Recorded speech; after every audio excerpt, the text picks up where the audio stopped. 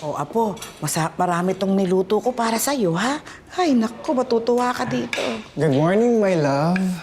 Kamusta ng pakiramdam mo? Okay na ako. Nakatulong yung pinainom ni Lola kagabi. Ako dadalhin pa din kita sa ospital, ha? Para sure. Hindi na, okay? Okay na ako. Ganito yung laging ginagawa ni Lola. Nung na-food poison ako nung elementary, ganito rin yung ginawa niya sa akin. So, don't worry.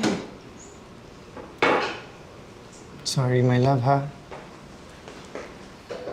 Bakit sa akin ka nagsusorry?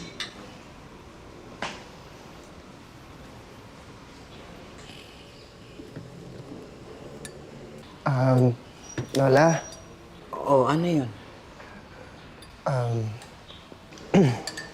Lola, humihingi po ako ng pasensya sa inyo.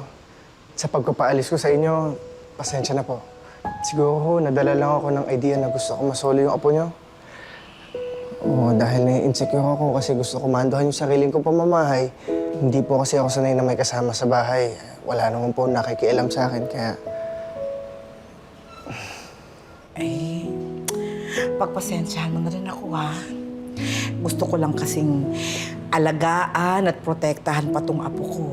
Nag-iisa lang kasi yan, eh. Pasensya ka na, ha? Hindi ko siya lubusang maibigay pa sa'yo ng buo. Kasi hanggat maaari, huwag mo ipagdamot na makasama ko siya hanggat nabubuhay pa ako. Pareho po tayong mahal na mahal si May siguro, no? Sorry po talaga, Lola, ha? Hayaan mo na yun. Alam mo, matanda na ako. Hindi na rin naman ako magtatagal, eh. Mamamatay na ako. Masusolo mo na yung apo ko. Basta wag mo siyang ipagdamot sa akin. Gusto ko pang makasama yan. Lola, huwag po kayo magsasalita ng ganyan. Tagal pa po kayo mabubuhay. Hindi tayo sure. Oh, ano? Basta huwag mo lang pataasin yung BP ko lagi, ha?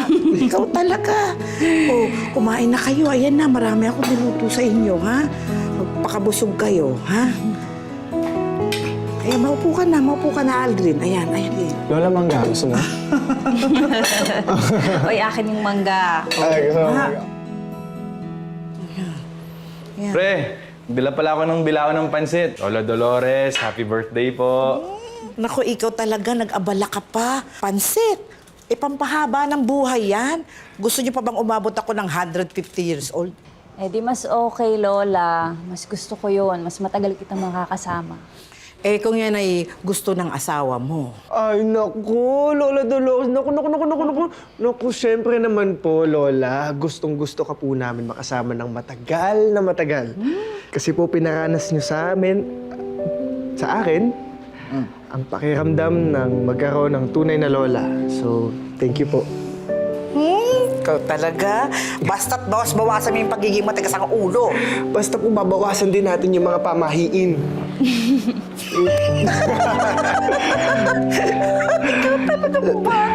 Dami mong alam. My love? Love? Apo. Ay, Apo. Manganganak ka na ba? Hindi mo pakabuhayan. Philip! Kunin mo yung kotse mo. Bilis! Sige, Bray. Philip! Breathing. Aray! Ay! Ay! Umakit ka ng sandan. Akyat mo ba? Pagapang! Akit! Bakit ho? Sumunod ka na lang sa akin. Pamahiin yun. Para hindi mahirapan sa panganganak ang asawa mo. Gusto mo mangyari yan? Sumunod ka! Gapang! Gapang! Bilis sabi na ano eh! Gapang! Gapang! Gumapa pa! Gapang! Pagapang! Abalik! Ayan, parang medyo mo okay na. Ayan. Ha? Okay na ba? Bilisan mo! Ay, magpukalag ka rin yung apo ko. Dahan-dahan naman. Ay, Magdasal ka na. Yan ang sinasabi ko sa'yo, apo. Magdasal ka na. Bilisan mo. Sakay mo na. Ayan. Sige. Hoy, isa. Ay, ito. Ito.